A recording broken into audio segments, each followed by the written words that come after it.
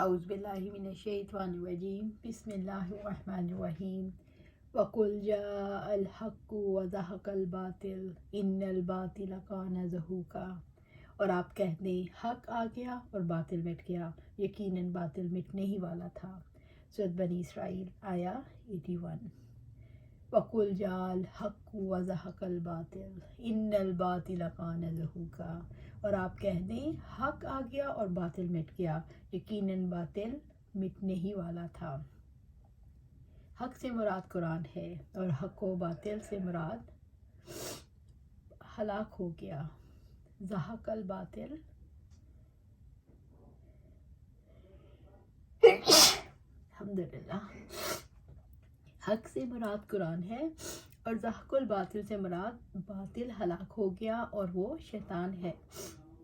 حق وہ ہے جس کو اللہ تعالیٰ نے اپنے رسول صلی اللہ علیہ وآلہ وسلم کی طرف نازل فرمایا اور آپ کو حکم دیا کہ وہ اپنے قول سے اس کا اعلان کر دیں کہ حق آ گیا ہے، اس کے مقابلے میں کوئی چیز کھڑی نہیں رہ سکتی، اور باطل چلا گیا یعنی مزمل ہو کر معدوم ہو گیا۔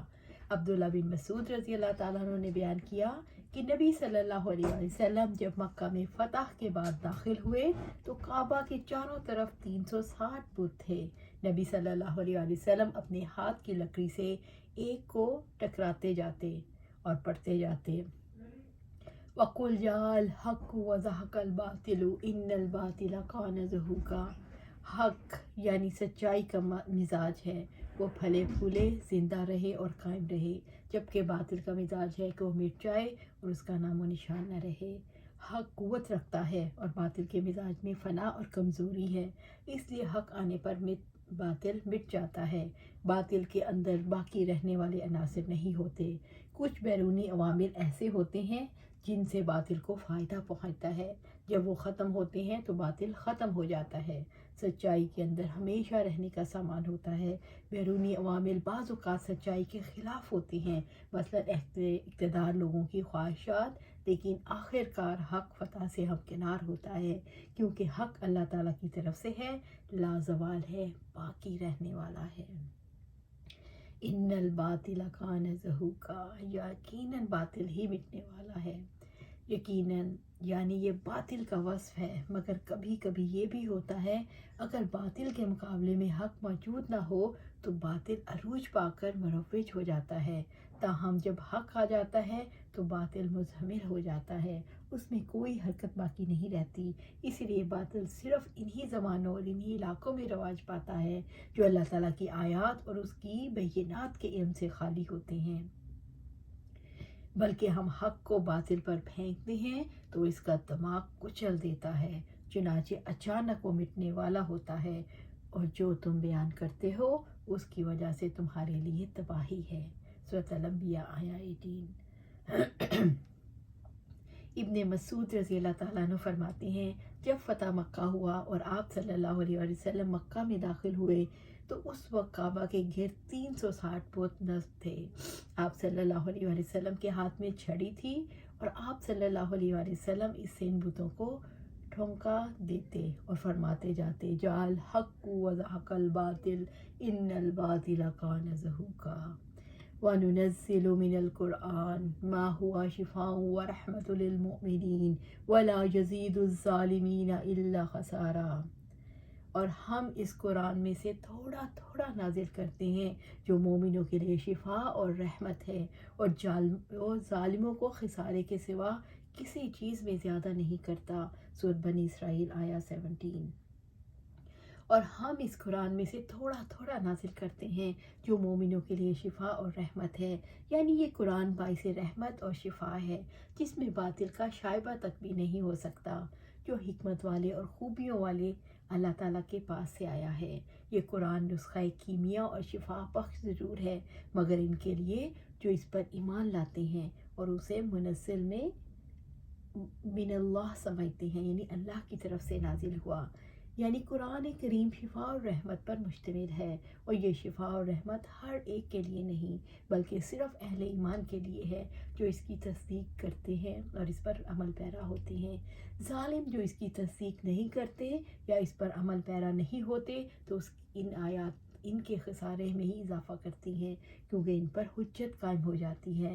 بس وہ شفا جس کو قرآن کہتا ہے وہ قلوب کے لیے شفائے عام ہے، اور قلوب سے شبہات، جہالت، آراء، فاسد، انحراف، مذموم اور گھٹیا مقاصد جیسے امراض کو دور کرتی ہے، کیونکہ قرآن علم یقینی پر مشتمل ہے جو ہر قسم کی جہالت اور تمام شبہات کو زائل کر دیتا ہے۔ قرآن اور واعظ اور تذکیر پر مشتمل ہے۔ قرآن واعظ و تذکیر پر مشتمل ہے جو ہر شہوت کو ختم کر دیتا ہے جس میں اللہ تعالیٰ کے حکم کی مخالفت ہو۔ قرآن ابدان کے علام و امراض سے شفا دیتا ہے۔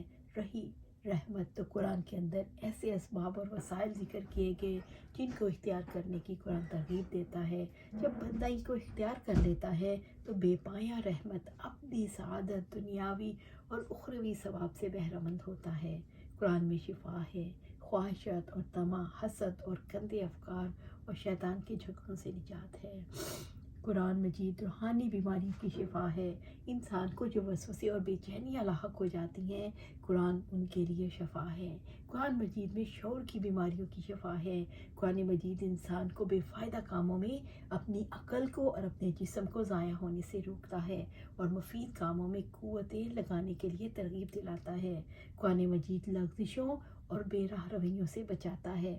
قرآن مجید صحت مند انسانی سرگرمیوں کو تجویز کر کے زندگی کو مفید بناتا ہے۔ قرآن مجید اجتماعی بیماریوں کے لیے شفا ہے۔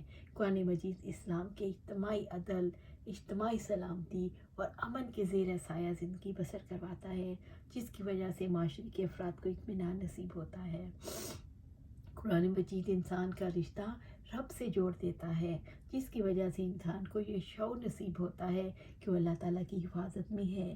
انسان اللہ تعالیٰ پر اعتماد کرتا ہے، اللہ تعالیٰ پر توکل کے نتیجے میں اللہ تعالیٰ سے راضی ہو جاتا ہے، یعنی انسان ہر طرح کے حالات میں راضی رہتا ہے۔ پھر انسان کی بے چینیاں، حیرانیاں اور وسوسے ختم ہو جاتے ہیں، جو انسان کو سکون مل جاتا ہے۔ قرآن مجید میں رحمت الہی کے خزانے ہیں۔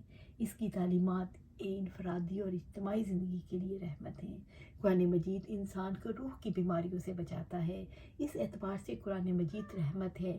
قرآن مجید ایک صحت مند اور مضبوط طریقہ زندگی تجویز کرتا ہے، جس کی وجہ سے انسانی سرگرمیاں فائدہ مند ہو جاتی ہیں۔ یوں قرآن مجید رحمت بنتا ہے۔ قرآن مجید انسان کو جسمانی اور روحانی میدان میں اعتدال کا راستہ دکھاتا ہے۔ وہ قوتوں کو صحت مند میدانوں میں لگانے کا حکم دیتا ہے۔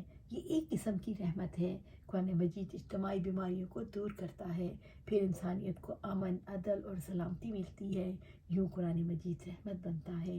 جو لوگ قرآن مجید کی سچائی کو قبول کر لیتے ہیں، خود کو اس کے مطابق ڈھال لیتے ہیں، قرآن مجید ان کے لیے رحمت بن جاتا ہے۔ وَلَا يَزِيدُ الظَّالِمِينَ إِلَّا خَسَارًا، اور جو ظالموں کو خسارے کے سوا کسی چیز میں زیادہ نہیں کرتا۔ کافروں کے لیے، ظالموں کے لیے یہ قرآن خسارے اور ہلاکت کے سوا کسی چیز میں اضافہ نہیں کرتا۔ رب العزت نے فرمایا، اور اگر ہم اس کو اجمی قرآن بناتے تو وہ کہتے کیوں نہ اس کی آیات کھول کر بیان کی گئیں، کیا اجمی کلام اور عربی رسول؟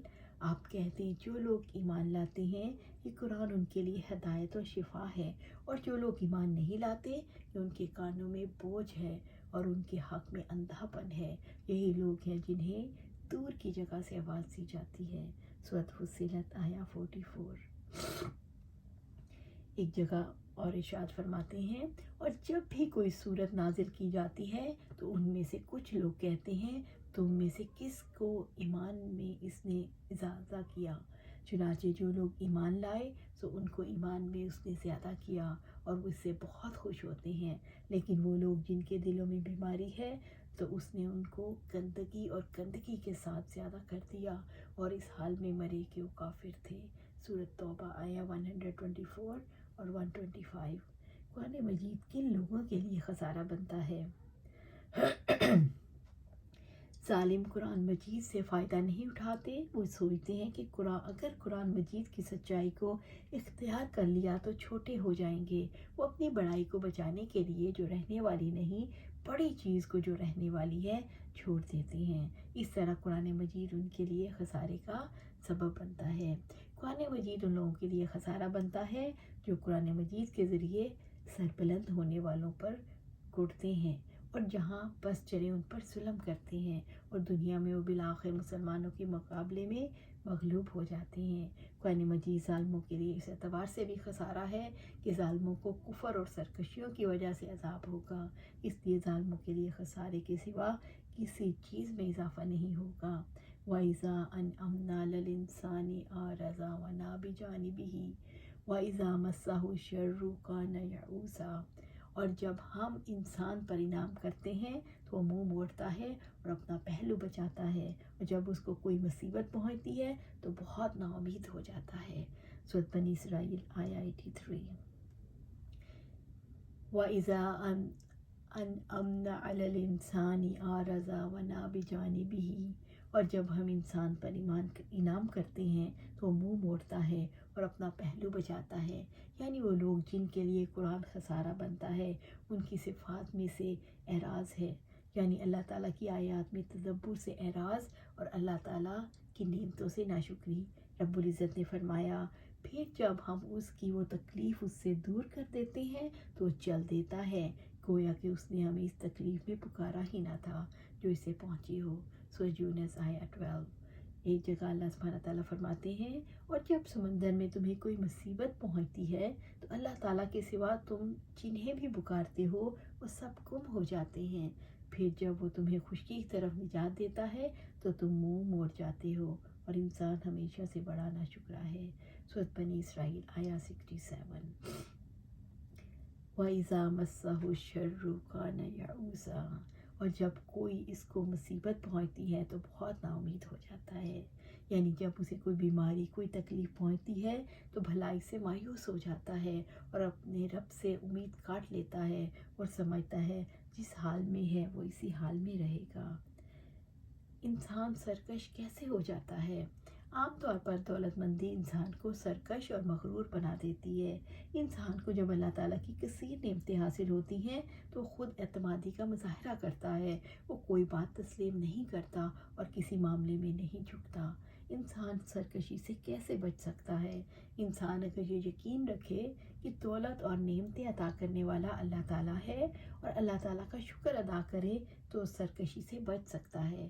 انسان جب یہ سوچے کہ وہ حق کے مقابلے میں سرکشی دکھا رہا ہے، اس کا کیا حال ہوگا جب قیامت کے دن اس کے اختیارات چھین لیے جائیں گے، تو محرومی کا احساس انسان کو سرکشی سے بچا لیتا ہے۔ انسان مایوسی سے کیسے بچ سکتا ہے؟ انسان کا اگر اللہ تعالیٰ سے مضبوط تعلق ہو تو اسے امید ہوتی ہے کہ اللہ تعالیٰ مشکلات دور کر دے گا۔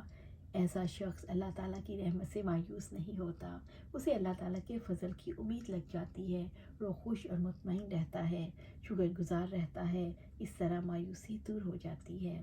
کل یعمل علی شاکلہ فربکم اعلم بمن هو اہدی سبیلا، آپ کہہ دیں ہر کوئی اپنے طریقے پر عمل کرتا ہے تو تمہارا رب ہی زیادہ جانتا ہے کہ کون سیدھے راستے کی زیادہ ہدایت پانے والا ہے۔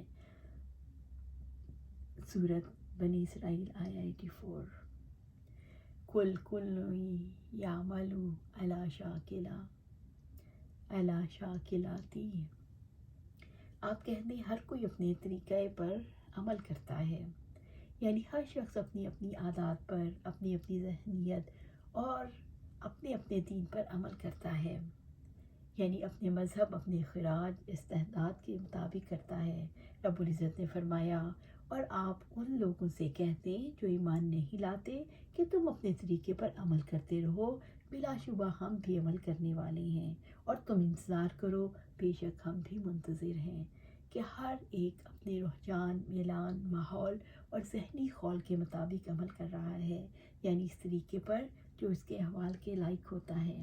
اگر وہ نیک بندوں میں سے ہیں تو ان کا طریقہ صرف یہ ہے کہ ان کا عمل رب کائنات کی رضا کی خاطر ہوتا ہے، اور اگر وہ نیک اور ابرار لوگوں کی بجائے ان لوگوں میں سے ہیں جن کو اللہ تعالیٰ ان کی حال پر چھوڑ کر ان سے الگ ہو گیا، تو ان کے لیے صرف وہی عمل مناسب ہوتا ہے جو اس نے مخلوق کو خوش کرنے کے لیے کیا ہو، اور ان کے موافق صرف وہی عمل ہوتا ہے جو ان کی اغراض کے موافق ہو۔ شاکلہ سے کیا مراد ہے؟ شاکلہ سے مراد ذہنی سانچہ ہے۔ ہر انسان جس دنیا میں رہتا ہے اس کے کچھ رجحانات بن جاتے ہیں، اور جس ماحول میں رہتا ہے اس کے حالات بن جاتے ہیں۔ یہ رجحانات اور حالات ایک خاص ذہنی سانچہ بنا دیتے ہیں۔ انسان اس کے تحت سوچنے لگ جاتا ہے، اسی کے مطابق فیصلے کرتا ہے، یہی شاکلہ ہے۔ شاکلہ کے معنی طور طریقہ، ڈھب ڈھانگ، یعنی ہر انسان اپنے طبع کے مطابق کام کرتا ہے۔ مثلاً ایک شخص صدقہ اعلانیہ دیتا ہے، اس سے اس کا مقصود یہ ہے کہ دوسروں کو بھی ترغیب ہو، اور دوسرا صدقہ پوشیدہ طور پر دیتا ہے، اس کو مقصود یہ ہے کہ نمائش نہ ہو۔ اب دیکھیے، نیت دونوں کی بخیر ہے، لیکن طریقہ اور انداز فکر الگ الگ ہے۔ وَرَبُّكُمْ أَعْلَمُ بِمَنْ هُوَ أَهْدَىٰ سَبِيلًا، سو تمہارا رب ہی زیادہ جانتا ہے کون سیدھے راستے کی زیادہ ہدایت پانے والا ہے۔ یعنی اللہ تعالیٰ نے شاکلہ ذہنی خول کو توڑنے کی سبیل بتائی۔ اللہ تعالیٰ نے فرمایا رب بہتر جانتا ہے کون سیدھے راستے پر ہے۔